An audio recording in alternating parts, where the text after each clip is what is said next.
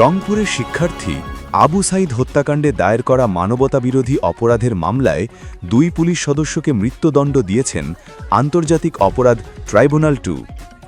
একই সঙ্গে মামলার আরও 28 জন আসামিকে বিভিন্ন মেয়াদে কারাদণ্ড দেওয়া হয়েছে।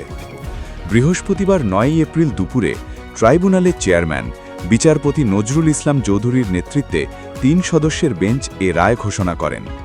বেঞ্চের অন্য 2 সদস্য ছিলেন বিচারপতি মোহাম্মদ মঞ্জুরুল বাসিদ এবং বিচারপতি নূর মোহাম্মদ শাহরিয়ার কবির।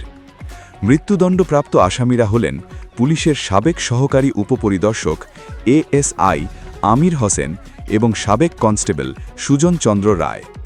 মামলার মোট 30 জন আসামির মধ্যে 3 জনকে যাবজ্জীবন কারাদণ্ড এবং বাকি 25 জনকে বিভিন্ন মেয়াদে দণ্ড দেওয়া হয়েছে। রায় ঘোষণার সময় ট্রাইব্যুনাল মন্তব্য করেন, আবু সাইদ ভেবেছিলেন তার সামনে যারা দাঁড়িয়েছিল তারা মানুষ, কিন্তু বাস্তবে তারা অমানুষে পরিণত হয়েছিল।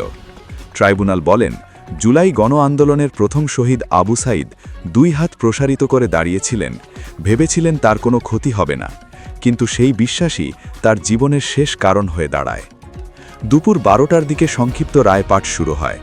এর আগে গ্রেফতার 6 আসামিকে ট্রাইব্যুনালের কাঠগড়ায় হাজির করা হয়।